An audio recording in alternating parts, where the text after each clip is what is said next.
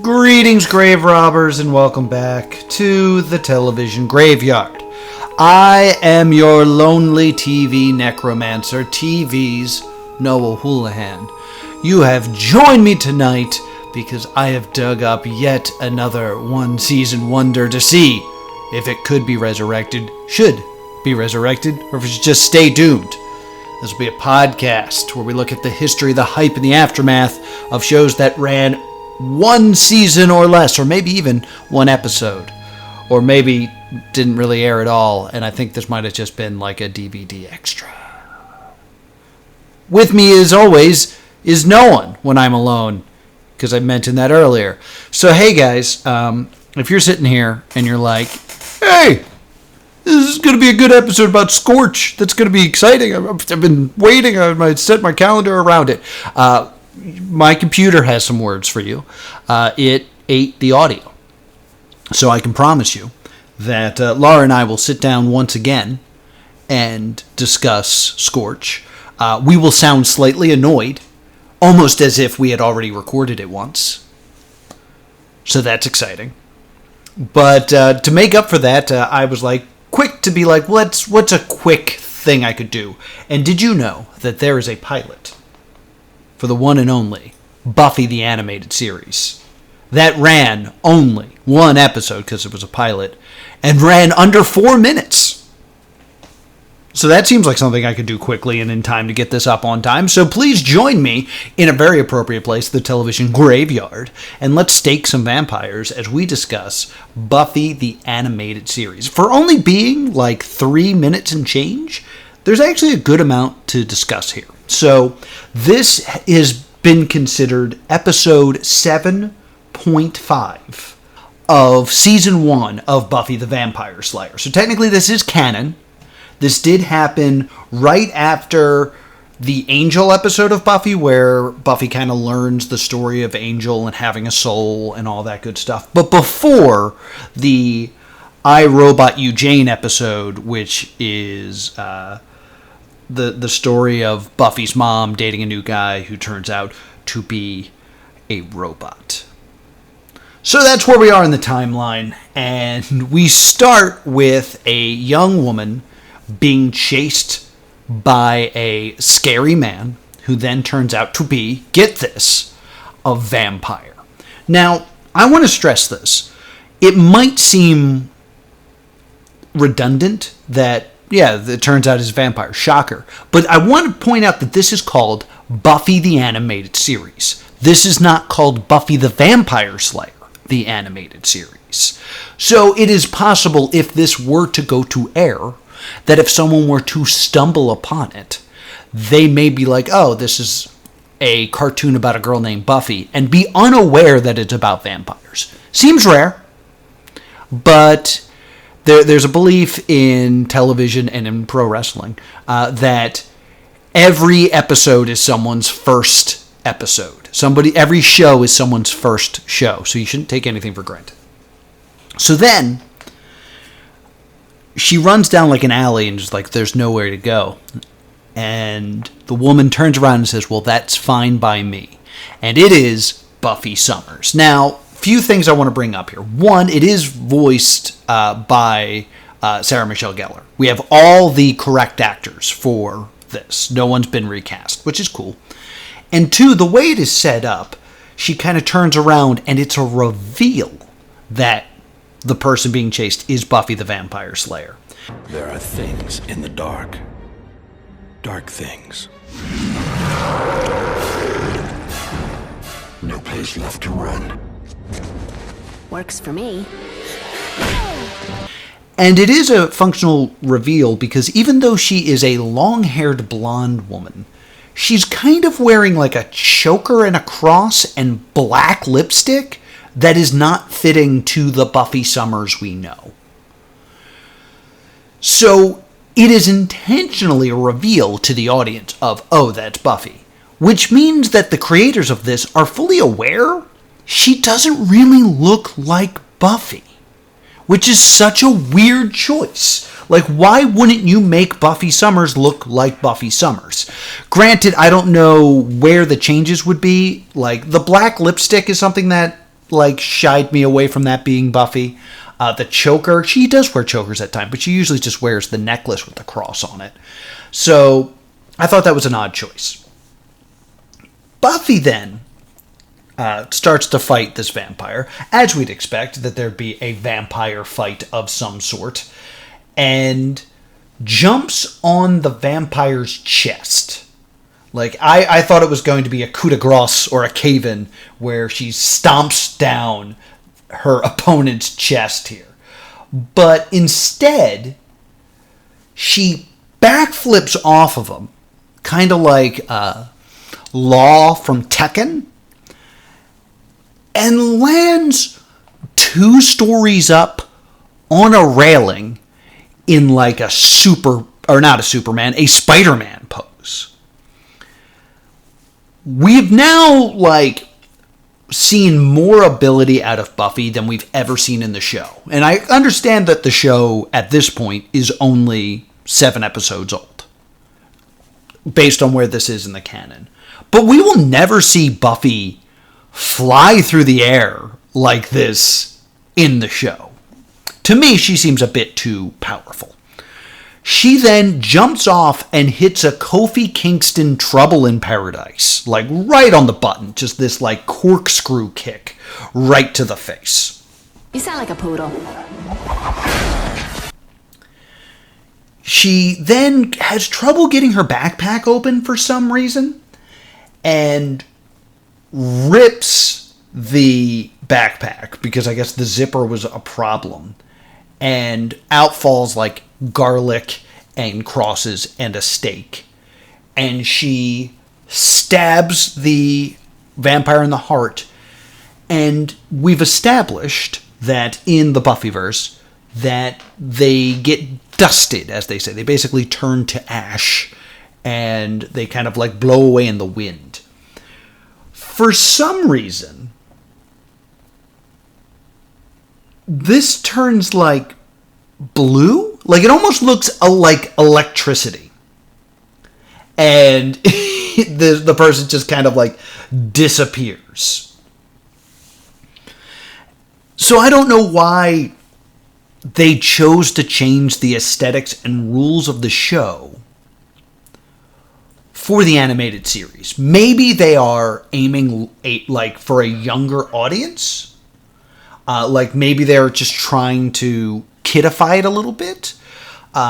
This reminds me often of Sabrina the Teenage Witch, the animated series, where it was actually I believe it's just called Sabrina the Animated Series, because in it she is not a teenager. I think she's like, or she might be I think she's like 14. She's younger. They make her younger in that, and it's more fun and cartoony version of it, because the live action show is about the struggles of high school, and the Sabrina animated series was more of like middle school and somewhere in that area. We then cut to the library, and there we see Giles and we see Willow and Xander. These characters definitely look more like their character. Giles looks way more like Giles, like identifiably Giles. We have Willow, who's in her like overalls and with her red hair, very clearly Willow. Xander just kind of looks like a guy, but Xander just kind of looks like a guy, so that one's more acceptable in my opinion. But he is wearing like a collared shirt like he does in the show, so this is all kind of acceptable. They're all kind of discussing how they want to go to a dance.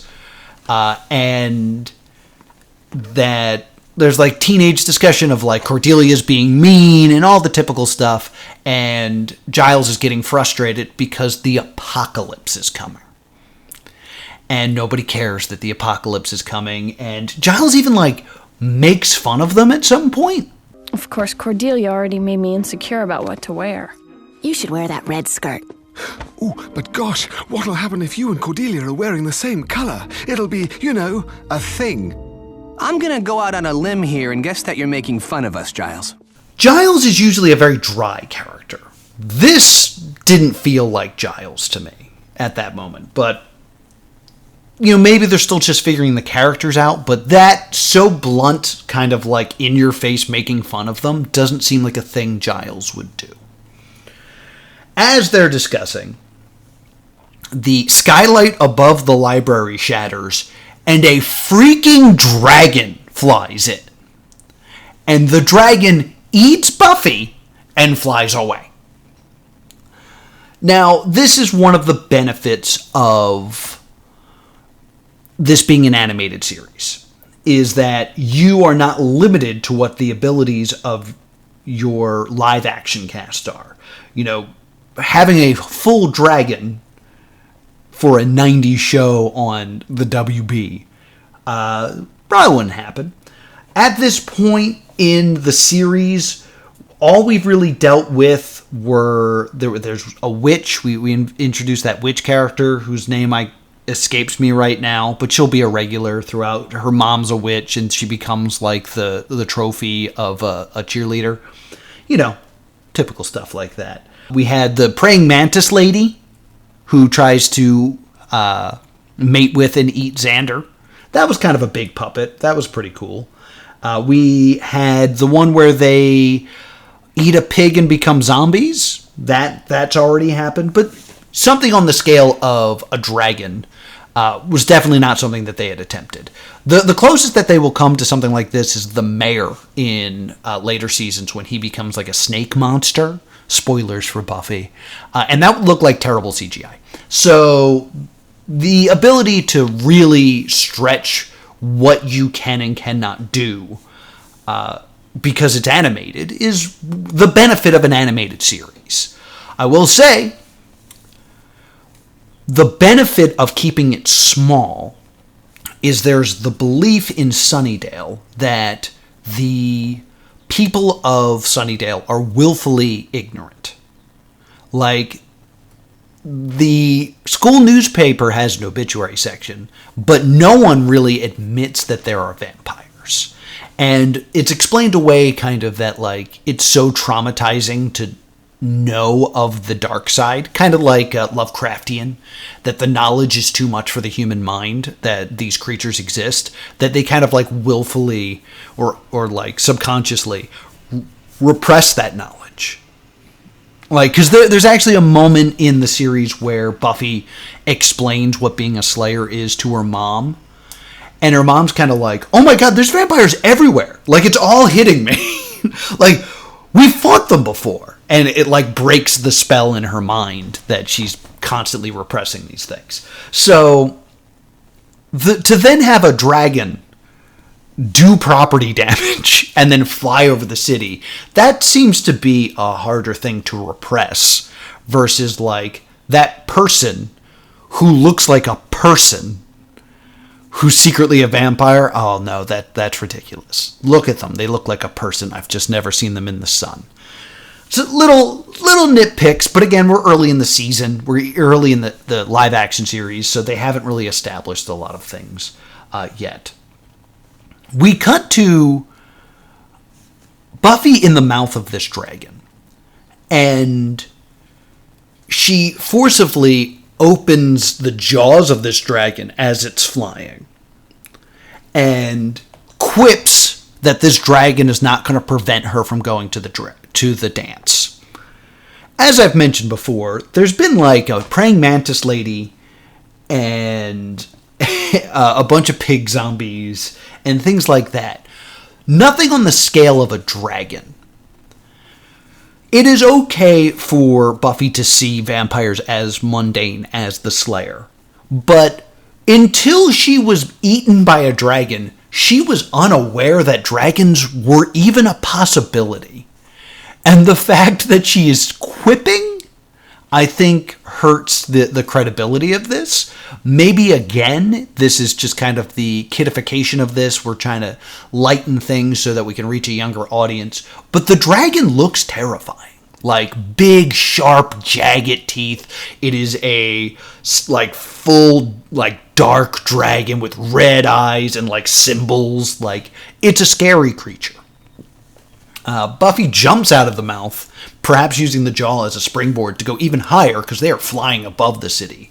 And she once again hits a corkscrew and hits a Roman Reigns Superman punch, which brings up the title card, Buffy the Animated Series. And that's the end. Like I said, it was under 4 minutes. So this is just kind of like a sizzle reel of what this show could be and what it could do. I am the resident Buffy fan around here. So I have a relationship with Buffy Summers and what were they called? The Scooby Gang. And I've always loved Buffy as content. Like, we won't get into the Whedon issues. But I've always liked Buffy. I've watched the series probably like 3 times through because I like it. And this definitely feels weird.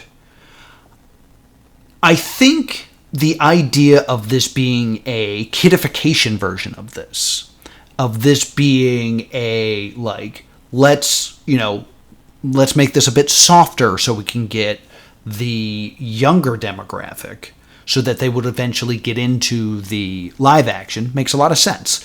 With television, usually what you're aiming at are the demographic slightly younger.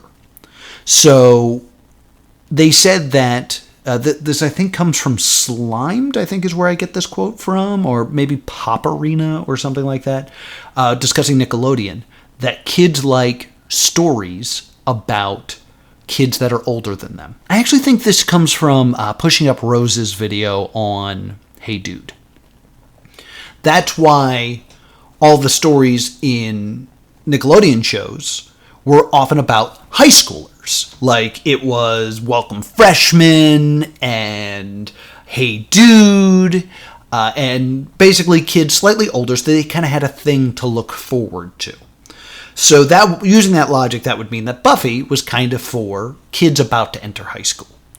So you could then drop it down a little bit and basically go for like 10-year-olds.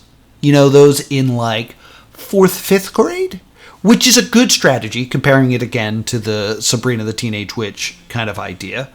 Except this is happening within the universe of Buffy the Vampire Slayer. In the same universe at the same time. Like I said, this is episode 7.5 of Buffy the Vampire Slayer, which means you can't de-age them. Like, you can't be like, these are the events that took place before you see Sunnydale. This is in conjunction. Like, so you could tell, like, lighter stories and maybe, get them in that way. But to understand everything, it would require you to watch both shows. Which means if you have to watch both shows, they have to be for the same audience. And if they're for the same audience, what's the purpose of the animated series? Other than being able to do bigger things. I personally think that there's some good stuff in this, but I don't think that the animated series justified its existence with this pilot. Like, it looks fun, but it's kind of like, we already have Buffy. Why would we put time and energy into this and not change anything, really, other than the fact that it's animated?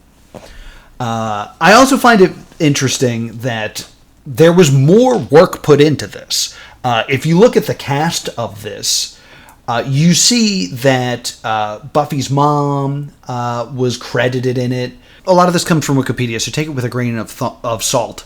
But despite the fact that this is slotted as episode 7.5, it was created in 2002. The first season of Buffy the Vampire Slayer is 1997.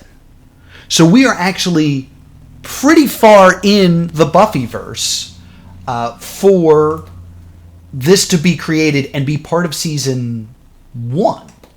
Because Buffy's final season is the 7th season, and that's 2003. So this is actually pretty late. So perhaps we are going to go back to... So in a way, they were de-aging it, now that I can correct myself. Because at this point, Buffy had... we had gone through the college years of Willow, and they are definitely becoming more of an adult. So a way to kind of like backtrack into the world of the animated series and go back to high school actually does make a lot of sense. That makes way more sense now that I think about it. Now I'm kind of more on board with this. The idea that this is a way to retroactively go back to the world of Buffy as a high schooler. On top of that, Buffy didn't want to return to the role. Sarah Michelle Gellar, that means. Had this moved forward, it would not have been Sarah Michelle Gellar moving forward. It would have been, I'm going to pronounce this wrong, Glessie Loren, who voiced Buffy in the video game. Everyone else said that they would basically come back, which is very interesting because there is a listed cast here. And part of this cast, even some that do not appear in the pilot, include David Boreanaz returning as Angel, having Michelle Trachtenberg show up as Dawn, her sister, which is very interesting because Dawn is not introduced until the final 2 seasons. So this would be a way of kind of doing an alternate timeline where what if Dawn was always there? Because when they introduced Dawn as her sister, it's kind of introduced as Buffy has memories of always being with Dawn. This is what those memories would look like. This is justifying its existence more and more as I do research.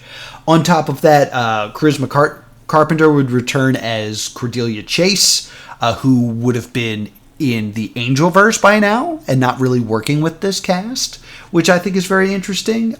We would have had Christine Sutherland return as Buffy's mom. We also would have had the return of Principal Snyder, since we were returning to the high school. So being able to go back to those times and tell new stories, it's kind of a good idea, especially in 2002 when Buffy would be getting close to wrapping up. So this whole thing of them existing at the same time that I said earlier that I didn't cut out because I'm a lazy editor, that was wrong. So this does tell a really nice story. It also had a lot of its episodes written. There are some other episodes listed here. A Day in the Life was written by Joss Whedon. There's one called Teeny, which I guess is about them shrinking, which would again work in a cartoon sense a lot better. There's one called Lunch is Revolting, which I'm guessing would be about eating cool cafeteria food that then made you go crazy and revolt. So there was about 5 scripts that were completed. There were a couple unfinished scripts. So they were moving forward with this, but no one wanted to buy it, which is why it didn't happen. Now, I was going to give this a stay doomed because I couldn't justify its existence. But now that I've done the research like a good little boy, I can definitely say that a non-continuation of the Buffy story in 2002 that existed alongside of it would make a lot of sense. And I think I'm officially on board with this. I was going to say that this would make great sense as an episode of Buffy. Like, I would have much rather had an animated episode of Buffy in canon that was like, the animation demon has turned us into cartoons. Just because I love Buffy the Musical. I love the episode of Angel where he becomes a puppet. Like, things like that. I think you could have done something fun with that just to use the assets that you had and, like, really push it. I also think that would have been a better way to do a pilot for this. But overall, I think the more I look into this, the more it justifies its existence. And I think more Buffy would have been good. So you know what? It's a stay tuned from me. Yes, a stay tuned. So that's going to do it here at Stay Doomed Studios. What we're going to be doing for the upcoming month, because I know we've mentioned that we're way through March, that May is a mess for us. The way we're going to get by doing that is on May 6th. That's a Monday at 3:30 Eastern Standard Time. It's going to be Stay Doomed Live. The plan is I will go live on Twitch. That's twitch.tv/plus2comedy, the number 2 comedy. And we will watch a full episode and I will review it live.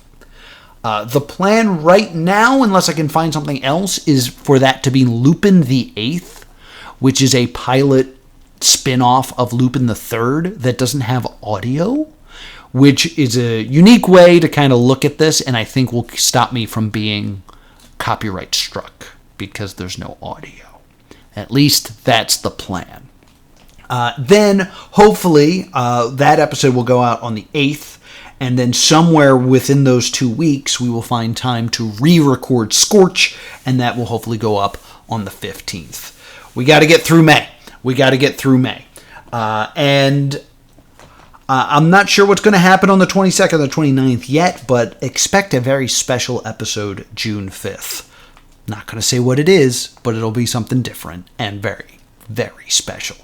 Thank you so much for joining me for Alone in the Dark today. I'm not Nightmind. For joining me alone in the television graveyard. I hope you had a good time, and I hope you're not too disappointed by this episode. And I hope you be sure to reach out to us. I'm at +2comedy on Twitter. And if you want to talk to us about anything, you can reach out to us at the Stay Doomed Show at gmail.com or on Twitter at Stay Doomed. And until next time, stay doomed.